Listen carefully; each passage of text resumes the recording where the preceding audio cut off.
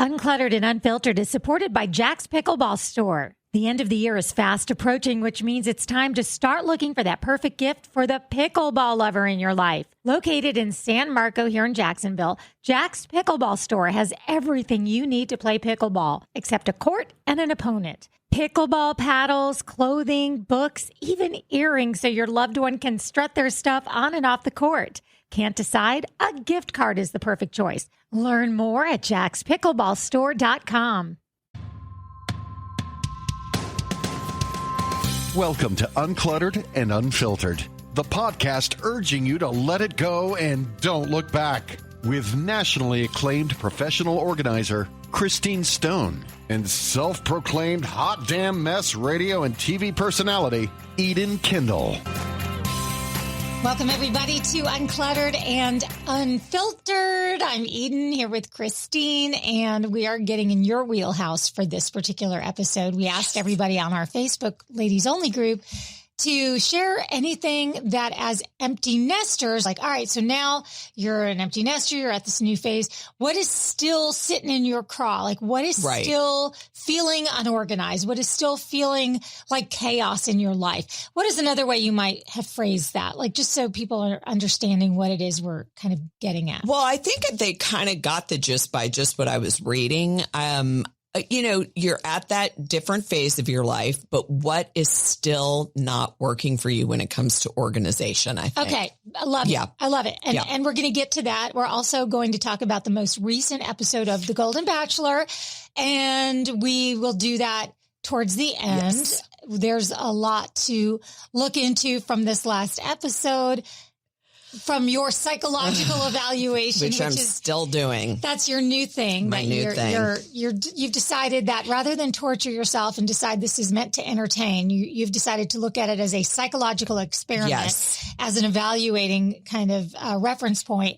Whereas I sort of just suffer through it as background noise anymore. Yes. I do have to stop myself and like look and see, but I find myself doing laundry, folding laundry, packing, doing something else. These kinds of things. Right. Have to multitask to even swallow it. But more on that momentarily. Yes. Let's get to these questions. We've got lots of your comments on our Facebook page. Let's start there. And then we also heard on our voicemail app from Leslie. So let's first of all tackle some of these answers that you got and the solutions that you can offer for things that are still very disorganized and chaotic in your life. Right.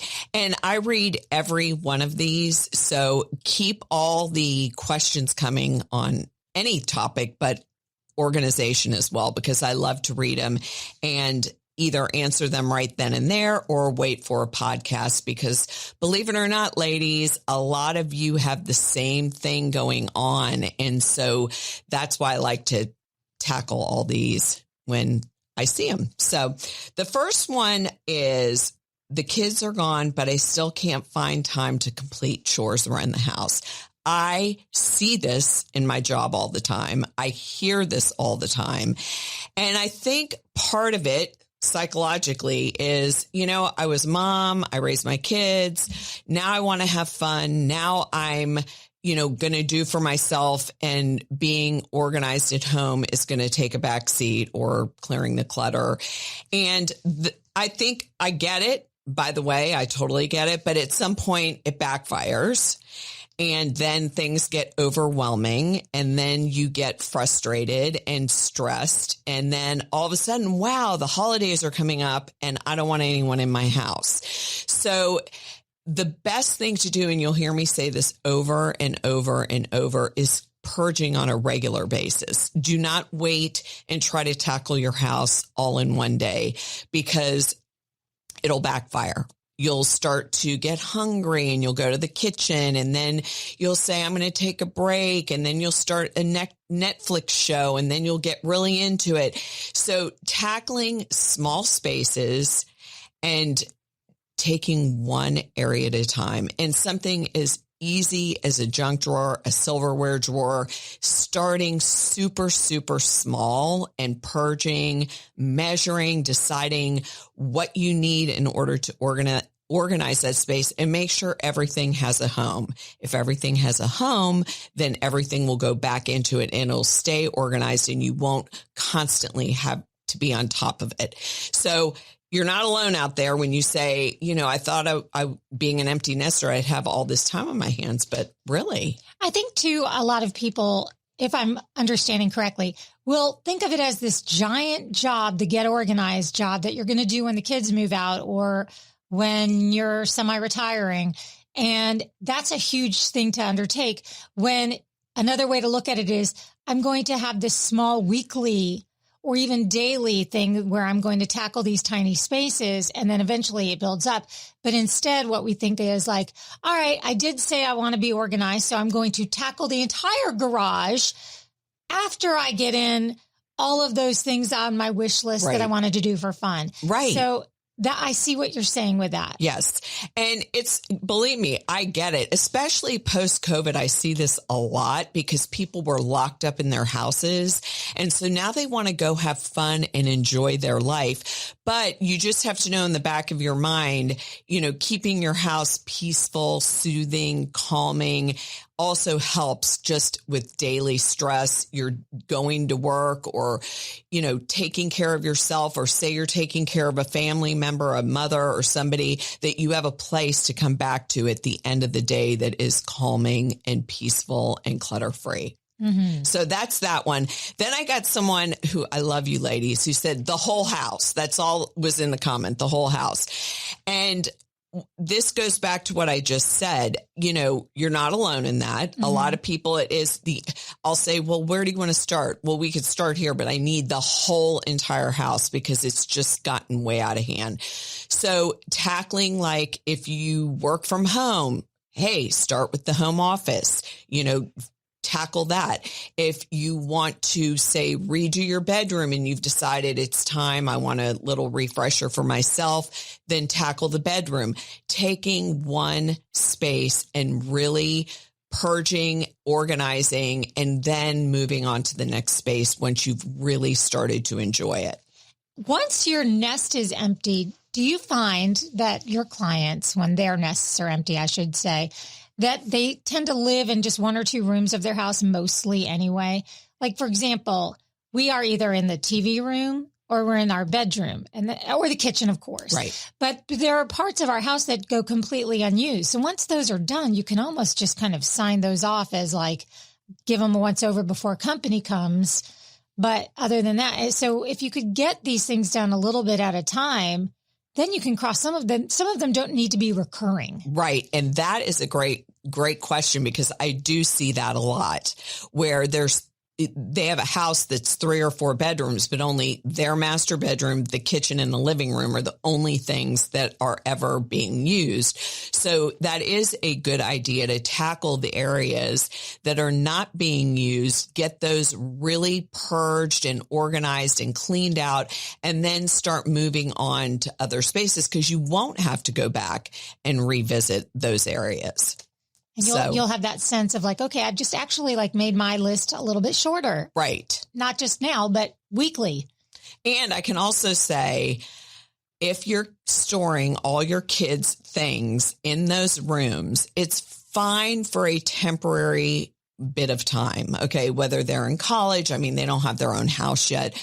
But if it's something that is ongoing, they're married, they have a baby, at some point, if you need to have that space for yourself, you have to be able to give them their items to free up the space. Last week, actor Chris Pratt, who is married to Arnold Schwarzenegger's daughter, Catherine, posted pictures of Maria Shriver, the mother of his wife, Catherine, with all of her trophies from when she was a kid. And he looked at the trophies and he said, while I'm super proud that my wife was the 4th grade spelling superstar, I don't think Maria should have to store all of these trophies in her home. Now, I'm quite sure this Kennedy relative, Maria Shriver, has plenty of room for Catherine's trophies. I tend to think Christine Stone would agree with you, Chris Pratt. Yes, so, I do. You don't need to keep every little trophy. Now, maybe some of those trophies are worth a little bit more in the memory banks because they were like really solid achievements, but the ones that were maybe participation trophies, Well, what I did, and I've told this story before, is I had all their trophies in a box and their medals. You know, they give you a medal, like you said, just for participating. And I opened up the top and I took a picture and I said, do you guys want me to ship these to you? And of course I got a no. Yeah. And I said, so you don't mind if they go in a dumpster? And they said, no, what am I going to do with my soccer trophy from 5th grade? So it's not A, B, or C. It's only A and B. A is I'm shipping it to you. B is I'm giving it to a charity.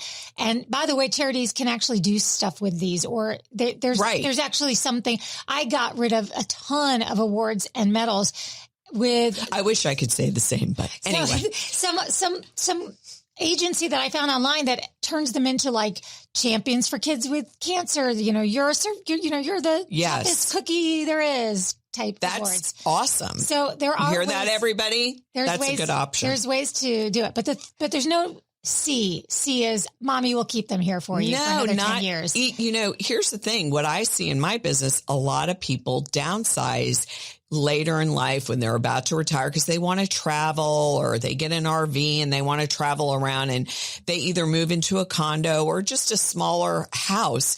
And so they cannot keep every single thing that their kids really don't even want. So, you know, making sure you have bins that are labeled for each child starts the process. And then the second part of the process is at some point saying, here, I can't. Come and get it from me, yes, or find it in your local thrift store down the road. Right. Here's another little tip for you where medals and trophies are concerned. I took a bunch of medals and I plan to do this. Remember a week ago, we talked bucket lists and I said, I want to do all the world majors. This is what I plan to do eventually with those medals. Just what I did with a bunch of other medals I had a few years ago. You can buy sheets of cork and I turn them into coasters. Look at you. You know what would be a funny present for your adult kids would be to take a bunch of their medals that are kind of close in size and turn them into fridge magnets or coasters and give them to them as a gift. Like at Christmas, they're opening up this gift and it's like, God. oh yeah, honey, that's a great idea. That's your character counts medal from 6th grade. Yes. That's so funny. Also, there are so many places out there, and Archive is one I've talked about before because I use them so many times for kids' artwork, greeting cards.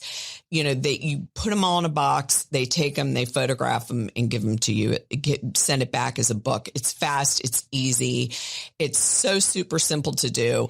And that is another great thing. If you're not going to want to keep them, send them off in a box, have someone photograph them, make a big book out of it, and then get rid of them and have the book on a bookshelf to look at. And you can do that with so many things: trophies, medals, artwork, greeting cards, anything that means something to you can be put in a book, and then you can get rid of the original. Okay. So now we're going to move to the office. This seems to be a big thing for a lot of people. And I think that's because COVID, a lot of people work from home now. And so I did get some pictures, and I think sometimes when I look at everything and I read everything, what I'm really hearing and seeing is I don't know where to begin. It's so overwhelming that I need help just knowing, how do I start this process? My office is a disaster. Everything, I can't walk in there. Everything's shoved in there. Anything that even I don't even like gets shoved in my office. I work from home, but it's not a good place to work from, which if you have a home office like that, it's not productive. It's not calming. It's not peaceful. It's not enjoyable. Mm-hmm. So if you do work from home, I suggest that should be on your must-do list. And the best way when you are overwhelmed in starting this project is to get your ducks in a row. And we've talked about this so many times. So that would be, where is this stuff going that I'm getting rid of? Before I even start, where is it going? Am I donating it? Is it trash and garbage? Is it going to a friend? Does it need to be shredded? And does it need to be shredded? Is my aunt coming to finally take that dreaded table out of my office? What is happening in there and where is it going?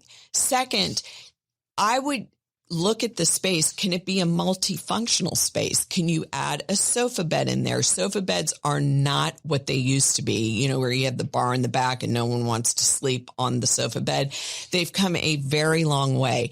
So maybe you want to remove every single thing out of there and make it like a office/den. Make it a multi-purpose spot.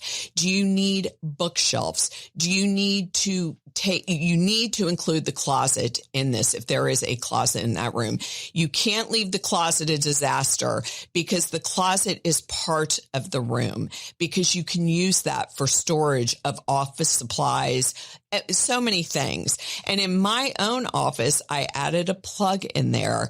I put the shredder in there. I put anything in there that I didn't want out displayed, because I did do a multifunctional space. You added a plug in there. I want to go back to that. I added a plug in my closet for the printer and for the shredder. Those are two things. I mean, there are good looking printers out there, but I happen to not have one. I've never seen one. Because I need something that's for business. So, it's kind of big and bulky. So I put it in there on top of my file cabinets because they're short.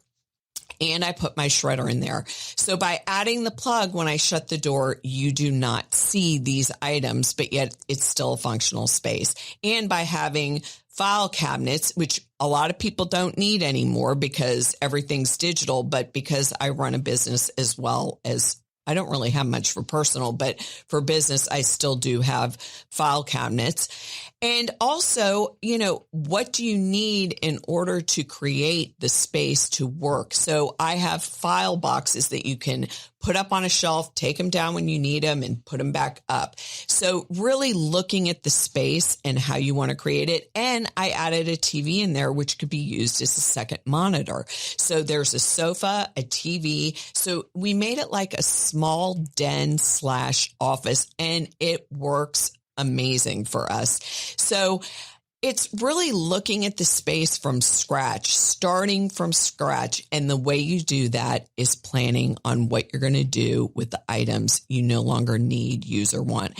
Also getting things out of the office that don't belong in the office. So anything that is not an office supply, an office product, a filing product, get it out of there and put it where it belongs. That's half the battle right there. So no kids' trophies is what I'm hearing you say. No photographs, no kids' trophies. We'll get to photos in a minute. Really keeping it for what it is. You know what I mean? Sure. So that is what I see a lot of people struggling with. And I say this all the time. I wish I had a magic wand and I could just twirl it around and make everything perfect and disappear. But it takes work, and you have to be willing to take the time, make the steps that go along with clearing out your office and recreating the office you want. I always say, pick a color code, whether it's neutrals, whatever color you want it to be. Make sure, in my opinion, but everybody's opinions are different when it comes to colors, making it soothing, a place you want to go into, a place that is calm. So making sure, does your room need a coat of paint? Does the closet need a coat of paint? Simple, inexpensive, and transforms a room and a closet. Okay. So that is the office. Now we're going to get to something that I really do wish I had a magic wand, and that's when you share a space with your significant other, meaning, yes, meaning a closet or any space. Sure. I get that question all the time. I'm organized, but he's not. Oh, I'll quick little story before we get into that. I did a Christine and purged about 3 weeks ago. Really, really purged. And I took this, hanging armoire off the wall in my closet, went through that, got rid of the armoire. So now there's a lot more space, put some hooks up, put my purses look there. at you. And then moved all of these pants that were on a mid rack. I had so much room, I was able to move them to the back rack. So what does my husband say? Oh, can I move all of this stuff then onto that rack? You don't have to visualize it to understand that I just freed up a bunch of space and he now wants to move into it. Yes. And I said, no. Yep. No. Good for you. No. Yeah. Yeah. And he just kind of thought I was kidding at first. And then I said, no, nope, you can't. And he said, but it's literally an empty, no. Yep. I love that though. And you know what? Once you clean out a space, the last thing you want is someone else putting their stuff there. I mean, that's like the very last. It's like even if it's empty for a while, you just want to enjoy the emptiness. Right. But for me, it was more the geography of it. Right. Because that empty space was in the geographical boundary of where my stuff starts and his ends. So even though it's an empty rack, now we're all, it's like that meandering line you learned about, what did they call it? Gerrymandering in civics? Yes. No, you got to stay on your side. Yes. So is geography a part of this that you're about to talk about? Yes. Good. Geography is a part. And let me tell you about closets. One leads to another, leads to another. And the reason why I say that is if you want enough room for you and your husband to share a closet, many people do. I share a closet with my husband. You need to make sure the other closets are also cleaned out. So winter coats, like we live in Florida. So why do you need your ski clothes, your winter coats in your primary closet that you share with your husband? I mean, come on. That's a waste of valuable real estate, I call it, in the closet. So that means you would take all those items to a guest bedroom, another area, coat closet, whatever your space is for that. And then what I feel is fair is he has his side, you have your side. Number one, it just makes it easier for both. And number two, men generally, as a rule, I'm not saying every man in the world is like this, but they have less items, less clothing, less shoes than a woman. And so that's how it works best. Changing the hangers for both of you. It'll save up space for both of you so that you have more space and it looks more uniform. So the closet just, visually looks better. Now, what you can't do without it causing World War III is argue when he throws his shirt on the ground. You can have a conversation about how it makes you feel. And I know that sounds like a lot of psychobabble, but it's true because if you come out at someone angry and say you're a slob, you throw everything, it just never works. So by saying when you do that, it makes me feel stressed out. It makes me feel angry because I'm the one that has to bend down and pick it up and you don't notice that. And it leads to a whole circle of resentment and issues. So being honest, is the first thing I could say in any relationship.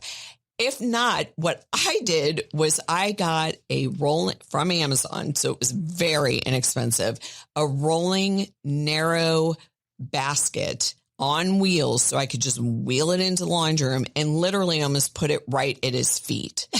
And, it's worked. It was a test. I didn't really make a big to-do out of it. It was just a test and the test worked. And so now everything that's dirty goes in this little inexpensive basket with wheels. And after a couple days, I just wheel it right into the laundry room and empty it out.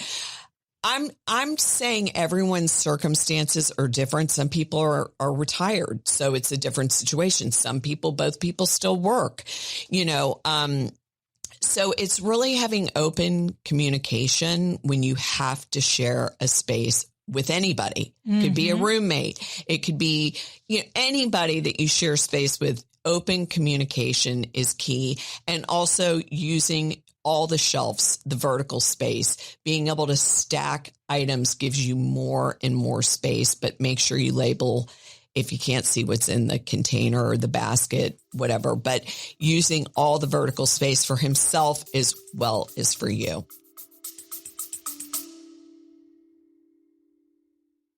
Uncluttered and Unfiltered is supported by Hearts for Minds. Can you imagine waiting 10 years to get screened for cancer? On average, people with mental health issues experience a 10-year delay between symptoms and seeking help, and close to 2/3 of mental illnesses go untreated. Hearts for Minds promotes healthy lives by promoting mental health education, facilitating early identification, and connecting people to treatment. Are you ready to learn more? Go to heartsforminds.org. That's hearts, the number 4, minds.org for more information or to learn how you can help. Great stuff. Great stuff. Is there anything else from our ladies only Uncluttered and Unfiltered group? And then if not, we'll listen to Leslie. Oh, ladies, I still have more. Oh, shoot. Let's go. Okay. So working women exhaustion, too tired and stressed to focus on small projects. I have to say, I hear this a lot. If you've worked all day, you're exhausted and you want to refresh, and, you know, the last thing you do is feel like you have tons of energy to work on all these projects around the house. So that's a couple of things. One, hiring an organizer if you need help getting things organized. Two, don't see them as large projects like we previously talked about. Take one little project. Everybody, usually on the weekends, unless you also work weekends, has 15 minutes. Grab a garbage can, start emptying a drawer, junk drawer, medicine cabinet, and do something small. There are so many places to get organizing products that are very, very inexpensive. So it can go very, very quickly, but you know, we can all use the excuse, and I'm not saying it's an excuse, but I'm tired. I'm exhausted. I've worked all week. You know, I have to go to this party. I have to do this. I have to run my race. I have to do, you know, I have to. But if your own home is not calming, soothing, you dread coming home to it because you have a list as long as your arm of what needs to get done. It always is like two cements on your shoulders. And once you really do start to tackle it, it's so freeing, and you will have the time to just relax. Well, what I have found, anytime I do tackle an area, it's like the domino effect, because instead of exhausting me, getting started, it's hard to do because you think you're going to be tired, but it's very much like the way I look at exercise. You'll never regret the workout you did do. And so I always feel like, wow, that energized me instead of exhausted me. Once you get going on it, all of a sudden you're getting all this energy from the act of organizing an area. And the next thing you know, you're like, oh, what can I do next? Right. So sometimes it's just a matter of getting started even when you don't feel like it. Last week, a client just said this to me. She said, oh my God, this is like, I feel so energized. I feel so much happier now. I feel like I can breathe again. This has been just really life-changing for me. And especially in small spaces, people don't realize small spaces are my absolute favorite, because you really have, it's like a puzzle. You really have to look at the space and say, how can I get the most organization out of this small space, whether it's a small kitchen, a small home, a 1-bedroom home with one closet, you know, whatever it is. And so it really is life-changing when you figure this out, how you can do this and make it. I mean, I just can't tell you how many times I hear that. It's just so, it makes my day when I hear that from clients, that this has been the best thing that ever happened to me when it comes to living in my own home and enjoying it. You mentioned hiring an organizer. And of course, this is not a pitch for you specifically, because even though you do virtual organizing, you could do this online for anyone listening right now if they wanted to reach out to you. But if you wanted somebody to step into your home and you found somebody in your own area, what you're looking for, is there anything you want to say about, like, what should you ask an organizer before you hire them? Or is there any kind of tips there? Yes. Or like, what would you tell somebody? Well, first of all, I would meet with them before you start or do any project or commit to anything, because I feel that it's a connection you make with the person. Some people, it's like when you go anywhere, like you meet a new doctor, you have to really be able to connect, because what people don't understand is going through your stuff is personal. It's emotional. And if you don't feel like you can be yourself and not be embarrassed and not try to be someone you're not around this person, it won't work. It just won't work. So really getting to know that person with one meeting and knowing and saying, okay, thank you for coming. I will definitely get back to you if you feel like it's somebody. If not, move on to the next person. There are so many organizers in the United States and abroad that you can choose. You don't have to settle. So really meet with that person and tell them, this is what I'm looking for in my outcome. Whether it's, I just want to do my kitchen, so don't go in any, be honest and say, right now I can only afford such and such. Mm-hmm. It's not embarrassing. I mean, sometimes I go into a house and the only thing that needs done is one space. The rest is like immaculate, but there's just one area they got hung up on. So, show them that one area, say, this is all I want to do. And I have so many relationships with clients because they're repeat clients. And so that's why it's so important to be able to click with the organizer that you end up deciding to hire. I think that people that feel instantly like, well, that's something only a rich person would do. I'm here to tell you, it was not something that was necessarily in my budget when you and I first met.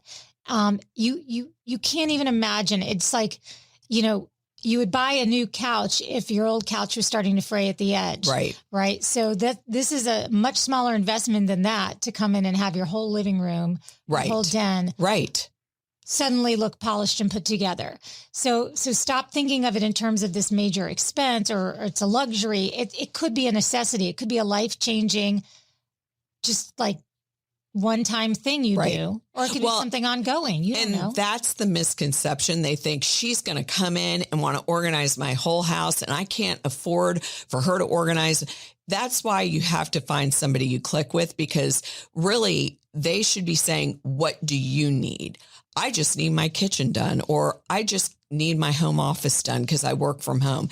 That should be the end of that conversation. And that should be your goal on what you want to do. If you want to call them back later to do something else, then fine. But I think people think they're going to come in and try to get you to organize your whole entire house. And it's not, that's a fallacy. It's just not true. We focus on what people really need and want to achieve when we leave. So exactly. Why don't we listen to her, and then I have one more. Okay, so here is Leslie. Good morning, ladies. In answer to your question about being an empty nester, even though my son is 24 and still in the house, I guess the hardest part is navigating around his stuff. We only have a 2-bedroom house, and he's been sleeping on my couch for the last 2 years. So just trying to navigate around his things, and until he can get out of the house, just being able to coordinate between the three of us in this small space. Okay, so a couple things. First of all, yes, there was once upon a time where I might have heard that and been like, 24, couch, 2 years. But now I've got a 23 and a half-year-old, and she's still home, and I don't see the end in sight anywhere. So I feel it a little bit differently. But that being on the couch, that's stressing me out. And right. That's just stressing me out. Well, first of all, I need more information on this that I don't have. And, but I would like more information on this. I think if he is going to stay sleeping on your sofa, then there has to be a place for his stuff. And it's meaning whether it's temporary bins, whatever it is. I don't know what's going on with the second bedroom, because you said it's 2-bedroom. I don't know if that's an office or what that is, but I'm gathering just from myself that it's too crowded in that second room for him to be in that second room. Mm-hmm. So that's why I say I need more information. But all of his stuff should be in a temporary, you can get them at Target, you can get them at Walmart, should be in temporary drawers, temporary, bins with lids. It shouldn't be wrapped around the sofa or you tiptoeing or walking around his items. It's not good for anybody. I mean, it's not good for you. It's not good for him, because everybody loves organization. They just don't know how to achieve that. Or they don't know they love it because they haven't had it yet. So when we moved out for a renovation, I had to live in a temporary living space. And that's what I did. I went and got inexpensive drawers, and I got inexpensive bins from IKEA and made a makeshift closet. I got a rolling rack for all my clothes and put it in the bedroom. You can make an area for him. It's just can't be in the living room, on the sofa, near the sofa. It has to be in another spot. Keep some of his things if you have a bed that you can slide his items under. Hopefully this will stay temporary, because if it's permanent, then you need to figure out what's going on in that second bedroom. Yeah. Almost like you could say the way that they do in my neighborhood with cars in the street. From 6 p.m. to 6 a.m., you can't have any cars in the street. Right. So from 6 p.m. to 6 a.m., you can be on that. You can have evidence of a human that lives on that couch. But yes, anyone walking in this house the rest of the day shouldn't be able to tell that you're even here. Yes, that's 100%. I agree with that. But like I said, it would be helpful to have more information on what's going on with the second bedroom and where all his stuff really is. Is it just sitting next to that sofa? But really, there are so many options. And I hope you listen to this and really, go to Walmart or Target and grab some of those inexpensive stackable bins for drawers and some bins with lids, and put his stuff in it. Try to make room so it's not inconveniencing your living space. Okay, so I know there's probably more on your list, but the good news is we have an ongoing podcast that we can address it again another day. So let's move on right now to what would be, was it episode 5? Yes. Of The Golden Bachelor. For those who are watching, we were down to, I don't know, maybe 6 ladies, 7. I can't remember, but I know that there's 3 after this episode because they're going into their hometowns. Yes. So you and I were not watching live. We separately watched at, I think, a day or 2 after it actually aired. What are your thoughts on the process that was involved in this particular episode and who he landed with, Gary?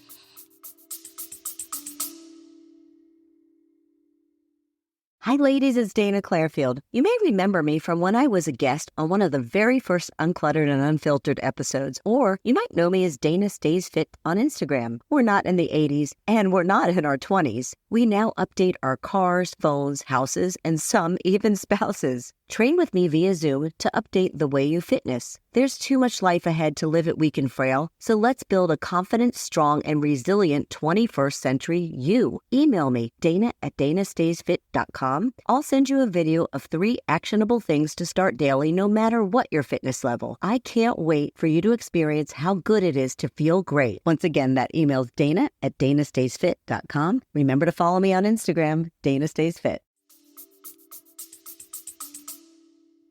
I mean, this episode, oh my God. This is the one that went to the amusement park, which I know you would not consider a great option. Okay.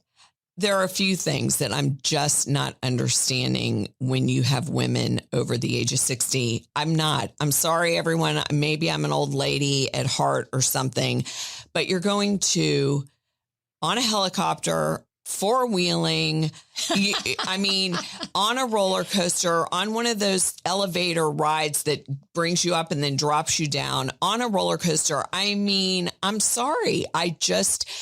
What do these people not have any neck issues, back issues, vertigo? I could go on and on and on. Now, I know you would probably love that. But see, for me, I'm just saying, what if it ruins the rest of my night because I'm old. Now my ear crystals are all out of whack. You know what I mean? Like, let's be practical here. What happened to just having a romantic date? And the women are like scared to death. She's scared on the 4-wheeler. She's dying because she's scared of heights and has to go on this helicopter. Like, I don't understand this. I'm going to say, quite frankly, I don't get it. And I think this episode, for the first time ever, he annoyed me a little bit. I'm going to just say it. He wasn't the Gary I loved in the beginning. And I think Leslie and Faith, now I finally got it. I was confusing them, but I mean, these women, what I wrote, Leslie bummed about not getting one-on-one, crying over Gary and worried she will get hurt because she's been cheated on so many times. And she told him she's falling in love with him. So to me, when you're in your 60s, you have history. Yeah. Don't you agree? You have a background, you have a life. Little wisdom, maybe? Wisdom. You're not like 20 where you've dated like 5 guys or whatever. So I'm like, okay. I was saying to you previously, if I had a dime for every time I rolled my eyes, I think I'd be really rich right now. Well, if I told somebody I'm falling in love with you and he went, "Aw," right, the way Gary did, I'd be like, okay, no, retraction. Right. I meant to say I'm falling in love with you being such a good guy. Yeah. You just can't. He did that to all of them. Like, oh, thanks. And I know you're going to say it's a show and he has to do that, but you don't see any real connection, in my opinion, this week with anybody. Yeah. I didn't. Faith got the one-on-one date. Okay. And what is it? Answer me, please. With all these cars with no tops, like everything's a convertible and the woman's hair is flying all over the place. And when they get there, they look like something the cat dragged in. And I'm like, why is that appealing at 61 years old to see a woman just went down a highway with her hair flying all? I don't know. I would have a bonnet, like, one of those grandma bonnets. Yes. And be like, okay, we're getting in that. Excuse me, just a minute, bonnet. And right. I think obviously that's, because it's a very sexy look. It's a sexy look. It's what, it looks, it when you're in your 60s and 70s? Not the pulling up with your hair in your mouth. Right. But the driving down the highway while it's flowing behind you. The aftermath is horrific. But yeah, if you were Christy Brinkley in Vacation. Yes. Sorry. Then maybe. Yeah. So anyway, but I see your point. So then he's tasked with narrowing it down to 3. Now, keep in mind, we know that they've all been like, I'm in love with him. And so we know they're going to get heartbroken, with the exception of one. The only person I think had the real spirit of the show in mind was Susan, the one that you say looks like a wrestler, China the wrestler. China the wrestler. She had a good attitude, good spirit the whole way. I don't think she gave a flip about Gary, to be honest. She said something, she made some joke about, I don't know, am I going to be taking you home with me at the end of this? I mean, that was a funny little cute thing to say that's in the spirit of the show, that we're all here competing for your heart. But she never once was like, oh, I have feelings for him. I mean, she was able to keep herself, I think, above it all. I think a lot of these women were there to make friends with other women. Yeah. I felt that from the first episode. I do not think they were all there trying to fall in love with Gary. Mm-hmm. I think that when you're over 60, it's hard to meet friends. And these will be lifelong friends because it's the first Golden Bachelor. And I'm sure they'll stay in touch. And so I think she was one of those. And Sandra, I never saw that as a match ever. I thought that she even lasted last week was a miracle. So I wasn't shocked at that. One thing I'm going to say though, Faith and the crop top, I loved it. I mean, she looked great. She's gorgeous. She was still wearing that crop top look more than I would be doing. So I think these women are beautiful. I think they're smart. I don't see him with Teresa. I'm going to just say that right now. She is just somebody I've never seen from the first episode, and that he did not pick Ellen is over part of Teresa is over mind-blowing. Teresa is not only mind-blowing, but that's part of the psychological experiment. And that is, you think men, if they golf, they want a golfer. If they play pickleball, they want to play. No, it's not true sometimes. He went for the 3 hottest women. He went for the hottest looking women. They all were head over heels, madly in love. I know Ellen was too, but I just didn't see a physical connection there. Yeah. I think there was something missing physically. I still think that I'm just throwing this out there that Joan may make a reappearance at some point, even if it's the after ceremony or whatever they do after the Golden Bachelor or whatever they do.